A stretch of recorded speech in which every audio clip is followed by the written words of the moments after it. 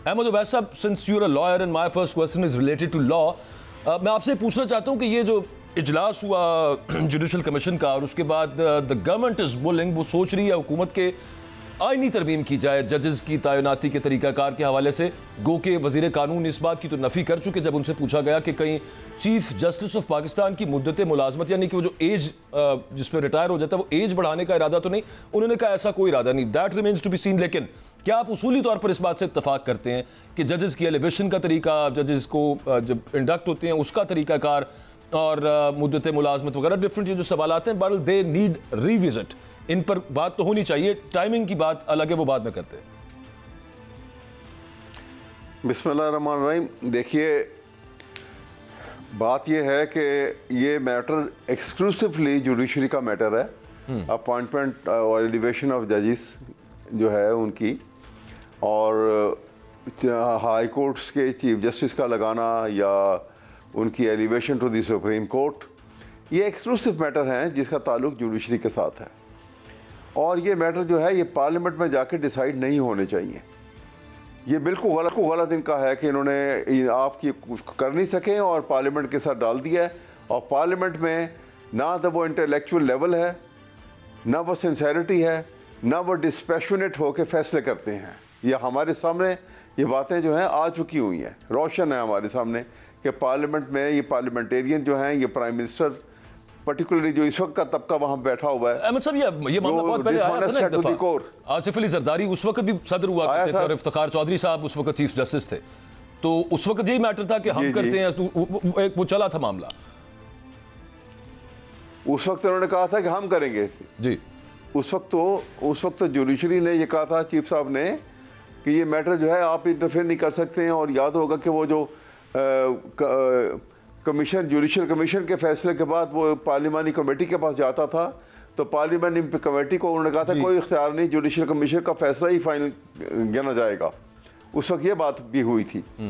लेकिन मैं आपको ये कहना चाह रहा हूं कि it is the man behind the gun who matters, जिसको कहा जाता है कि पीछे कोई भी आप सिस्टम बना लें, वो सिस्टम कामयाब उस वक्त होगा कि पीछे आदमी जो इसको चलाने वाला है, जो कानून साजी हो चुकी है उसके ऊपर जिसने अमल पैरा करवाना है, जिसने एनफोर्स करना है उसको, उसकी क्रेडिबिलिटी, उसका कैरेक्टर और उसका डिस्पैशनेट होके उसको आगे लेके चलना, अपने सेल्फ को माइनस करके नेशनल इंटरेस्ट के लिए, ये जब तक कैरेक्टर बिल्डिंग नहीं होगी हम कुछ भी नहीं कर सकेंगे। और वो बिल्कुल फुकदान है नजर आ रहा है पाकिस्तान के अंदर उसमें। लेकिन अहमद साहब, आप समझते नहीं है कि सीनियरिटी का उसूल काफी नहीं है, ये देखना कि किस जज ने कितने फैसले दिए हैं और वो फैसले कितने नहीं है। मैं ये कहने लगा आपके सामने बात में अभी कर रहा हूं जी कि बिल्कुल काफी नहीं है।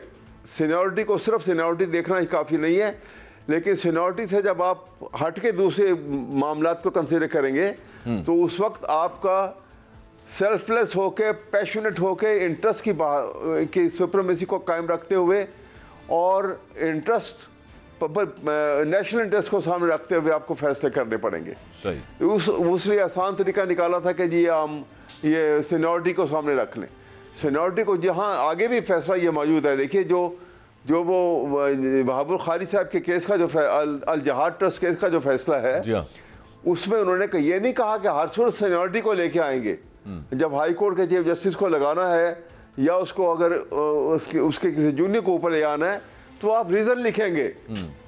चले वो तो बिल्कुल आपकी दुरुस्त है बुनियाद के ऊपर। हाँ, लेकिन उसमें सर ये भी तो है ना कि मतलब प्रैक्टिस एंड प्रोसीजर एक्ट वाला मामला आया, उसके अलावा एक और अमेंडमेंट थी, उस पर सुप्रीम कोर्ट का अगर जज साहब को खुद एतराज़ नहीं है, चीफ जस्टिस साहब को और बाकी सीनियर जजेस को, तो और दूसरा अमेंडमेंट करना कॉन्स्टिट्यूशन में, ये तो इख्तियार है पार्लियामेंट का। बट अहमद उवैस साहब, सुप्रीम कोर्ट में इस वक्त जो चल रहा है, जिस तरह से जो पिछली समाअत थी वो आपने देखी सुनी, काजी फाइज़ साहब के खास तौर पे उसके अंदर रिमार्क्स बड़े काबिल गौर हैं, क्योंकि बाकी जजेस उनसे थोड़ा सा मुख्तलिफ सोच रहे थे, यूँ महसूस हुआ देख के।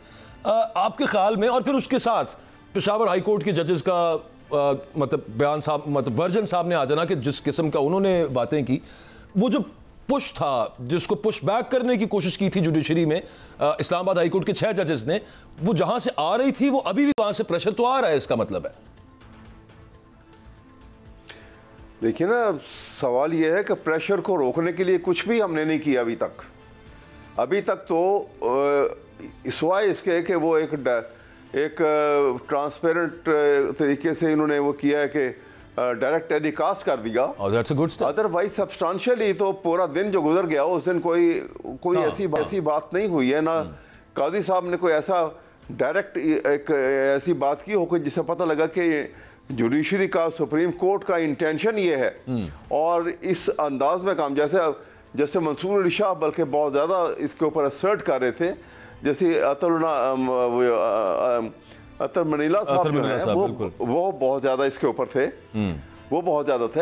अब वो सब इस हद तक उनको ब्लैकमेल करने तो हम डिटेल में डिस्कस भी कर चुके हैं। अब लेट्स होप कि मतलब आगे कोर्ट में जो अगली समाअत है, मेरा ख्याल 8 में वहां पे बहुत सारी चीजें और फिर खुलेंगी। अहमद उवैस साहब, ये जो पीटीआई कह रही है, अब जैसे कामरान मुर्तज़ा साहब कह रहे हैं कि मतलब पॉलिटिकल पार्टीज नहीं मिलकर आगे चलना है, मौक़िफ़ ये आता है पीटीआई की तरफ से कि ये तो ऑलरेडी तमाम जो हमें नुकसान आते हैं उनके फायदे एस्टेब्लिशमेंट के थ्रू इन पार्टीज को हैं, इनके साथ हम कैसे बैठ जाएं और फिर ये तो अपने उन पे कुछ कर नहीं सकते। आपका भी ताल्लुक, if you have I think officially joined PTI, लेकिन ये वाली बात ही सिर्फ एस्टेब्लिशमेंट से करनी है और किसी से करनी नहीं है, और यहाँ पे अगर करनी है तो सिर्फ इतनी करनी है कि ये पहले माने कि आपने इस इलेक्शन के अंदर धांधली की और फिर ख़त्म करें उस हुकूमत को और आगे की तरफ चलें। आर्गुमेंट ये भी है ना कि यार फाइनेंशियली इस वक्त जो हालात है पाकिस्तान के, बार बार इलेक्शंस पाकिस्तान अफोर्ड नहीं करता। देखिए बात ये है, आप देखिए, मैं आप इसमें जब इन्होंने हुकूमत बना ली, गलत बनी, रिगिंग की बुनियाद के ऊपर इलेक्टेड डिक्लेयर हो गए, उसके बाद झूठा ओथ लेके प्राइम मिनिस्टर बन गए, चलो हो गया। जब हुकूमत बना ली आपने तो मैग्नेनिमिटी आपको दिखानी है कि अपोजिशन को दिखानी है। ठीक, आपको मैग्नेनिमिटी दिखाने के लिए हाथ बढ़ाना है और टीओआर को फिक्स बनाना है आपके कि हाँ जी हम इन बातों पे आपसे बात करने को तैयार हैं।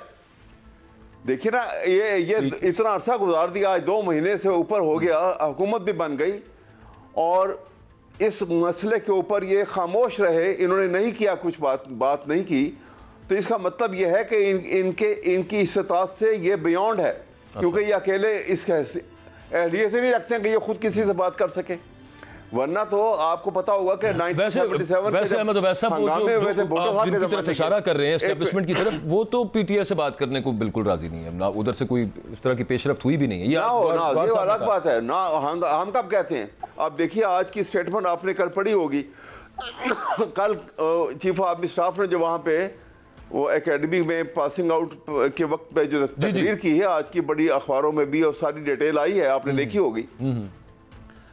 अब वहां पे वो ये कह रहे हैं कि जो पाकिस्तान के आइन को ट्रैम्पल करेगा उसको कोई हक नहीं है कि वो लेक्चर दे डेमोक्रेसी का और आइन के ऊपर। चले अल्लाह रहम करे, लेकिन सूरत कुछ ऐसी नजर आती है। कामरान साहब ये फरमा दीजिएगा सिर्फ कि अभी तो आपकी जमात का ऐलान है, मौलाना साहब की बड़ी हार्ड हिटिंग स्टेटमेंट्स अभी थोड़ी देर आपके आने से पहले हम दिखा भी रहे थे, जो कल उन्होंने बयान दिया। अच्छा, आगे उनका जो लाएमल, उनकी सोच समझ आती है कि मतलब he wants to go straight at the government, और वो तब तक उन्होंने रुकना नहीं है जब तक वो कहते हैं कि जो मैंडेट मेरे से लिया गया वापस नहीं मिलता। बट एक कॉन्स्पिरेसी थ्योरी है, वो ये कहते हैं कि मौलाना साहब, नवाज शरीफ साहब, क्योंकि सॉफ्ट कॉर्नर तो है पीएमएलएन का भी, आप मिलके एक कंट्रोल्ड केओस क्रिएट करके मुल्क के अंदर, और वो दोबारा ये वाला जो सेटअप जो जिसके पीछे एस्टेब्लिशमेंट है उससे निकल के नवाज शरीफ साहब को वजीर आज़म बनाना चाहते हैं।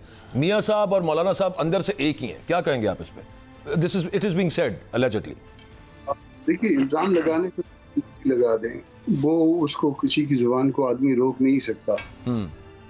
जो मुझे जाती तौर पे पता है कि जाती तौर पे मैं अपनी नॉलेज की बुनियाद पे कह रहा हूँ, अपनी इंफॉर्मेशन की बुनियाद पे कह रहा हूँ कि मुझे जाती तौर पे पता है कि जो हमारा मैंडेट उसमें कट लगाया गया है उसमें कहीं ना कहीं जो है ना वो हमारे बहुत से दोस्तों का भी हाथ है, और ये बात मौलाना से बता दी गई थी, तो यकीन कर रहे थे इस बात पे या नहीं, मगर मौलाना साहब के दोस्त, नून लीग वाले दोस्तों की बात कर रहे हैं आप? किन दोस्तों की कर रहे हैं? मैं सियासी दोस्तों की बात कर रहे हैं। ठीक, नून भी है उसमें। ठीक।